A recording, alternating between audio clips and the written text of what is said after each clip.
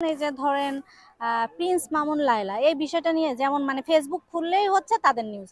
এটা কি কোনো নিউজের মধ্যে পড়ে ভাই? আমার তো ওদের একদম বস্তি মনে হয়, আমার ভালোই লাগে না। মানে এইরকম কেন? হ্যাঁ, ওদের ভালো লাগে, ওরা থাকুক একসাথে, বাট ওরা দেখা যায় যে কোনো একটা বিষয় নিয়ে ওরা লাইভে চলে আসতেছে, সেই ভিডিওগুলো ছেড়ে দিচ্ছে।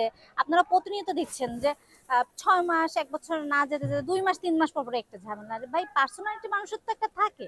লায়লা একটা সিনিয়র মানুষ, প্রিন্স মামুনের তার বয়স হয়েছে, মানুষ তো দিন দিন শিখে। এরকম যদি হয় তাহলে এদের থেকে মানুষ কি শিক্ষা নেবে? মানে অনলাইনে তো এগুলো রেগুলার দেখতেছে, প্রত্যেকটা মানুষ দেখতেছে, তাহলে কি হবে মানুষের বলেন?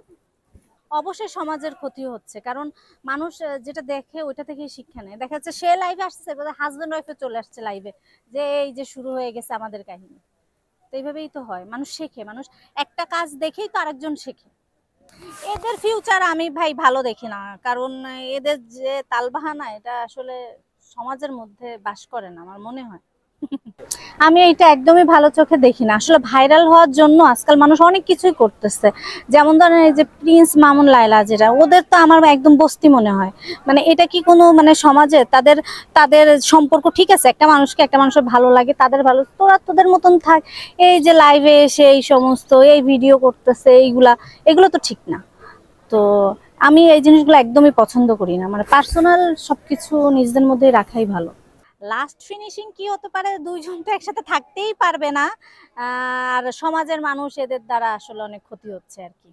লাইলার আসলে এটা তো তাদের ব্যক্তিগত ব্যাপার, এটা তো জানি না কিসের জন্য সে মিশতেছে। আর হয়তো বা দুজনের শুনে একভাবে তো একজনের দোষ না, দুজনের ভালো লাগছে এই জন্য দুজন একসাথে থাকে আর কি।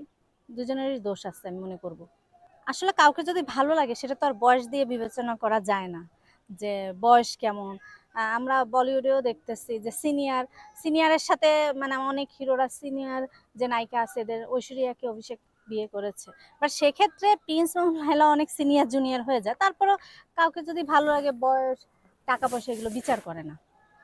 আমার জীবনে আসলে এরকম কিছু আসে, আমি আসলে হুজুর ছেলে পছন্দ করি। আমার আসলে মানে হয় না টাকা পয়সা বা অনেক কিছু থাকতে হবে, সে 5 ওয়াক্ত নামাজ পড়বে, হজ করবে, এরকম একটা মানুষ আমি চাই। আর আমাকে ভালোবাসবে, লয়াল থাকবে। এর থেকে তার কাছ থেকে আমার বেশি কিছু চাওয়া পাওয়ার নেই। দুজনের আসলে অ্যাডজাস্টমেন্ট ওইভাবে হচ্ছে না, মতের মিল হচ্ছে না, এটাই।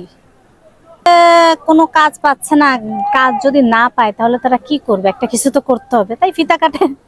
কারণ কি আসলে ধরেন সবাই তো আর ফিতা কাটে না। আমাদের মিডিয়ায় কিছু কিছু মানুষ আছে যারা হাতে গোনা কয়েকজন, তারাই হচ্ছে এই ফিতাগুলা কাটে। তো তাদের হচ্ছে ওইভাবে যারা আছে তারা মানে চিনে গিয়েছে, তো এইভাবেই তাদের ইনভাইট করে, তারা ফিতা কাটে। বাট আমার আসলে কি এই সার্জারি বলেন, যত রকম সার্জারি মেয়েরা আজকাল করে, আমার এগুলো একদমই পছন্দ না। আমি মনে করি আল্লাহ প্রত্যেকটা মানুষকে খুব যত্ন করে বানিয়েছে, যার যার মতো সে অনেক সুন্দর। তো তারপরেও মানুষ হয় না যে আরো বেশি চায়, একটু থাকলে সে আরো চায়। তো এইটা তো মানুষের চাওয়া থাকবে আর কি, মানুষের তো চাওয়ার শেষ না। মানে আমার আসলে এগুলো নিয়ে মানে আমার ভালো লাগে না। মানে আমার মনে হয় আল্লাহ আমাকে যেরকম বানিয়েছে, আমার এগুলো একদম পছন্দ না। আমি ন্যাচারাল যেরকম আছি, মানে কোনো সার্জারির মধ্যে যাব না, এই যে যেভাবে আছি সিম্পল এইভাবেই। শুনেন আসলে টাকা যারা চায় সেটা একরকম একটা জিনিস, যে হ্যাঁ বাঁচতে হলে টাকা প্রয়োজন আছে, বাট ধনী হতে হবে। ধনী হলেই যে সে হ্যাপি হবে সেটা না, মেন্টালিটি দেখতে হবে যে সে মানুষটা কেমন আর কি।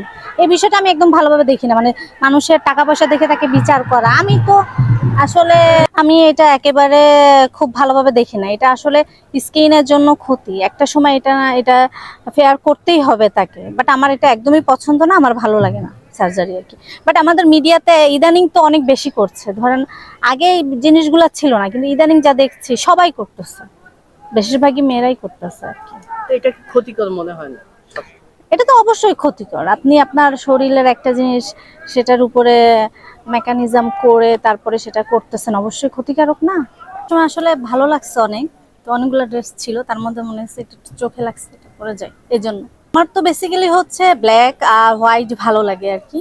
তো এক একটা মেয়েদের এক এক রকম চয়েস আছে, কারো রেড, হোয়াইট, অরেঞ্জ, পিঙ্ক। আমার সব থেকে ফেভারিট হচ্ছে ব্ল্যাক কালার। আমার তো মনে হয় ব্ল্যাক। আপনি রেড মানে রেড আমার আসার সময় এটা ভালো লাগছে, এই জন্য পরে আসছি। এর আগের দিন আমি ব্ল্যাক পরেছিলাম।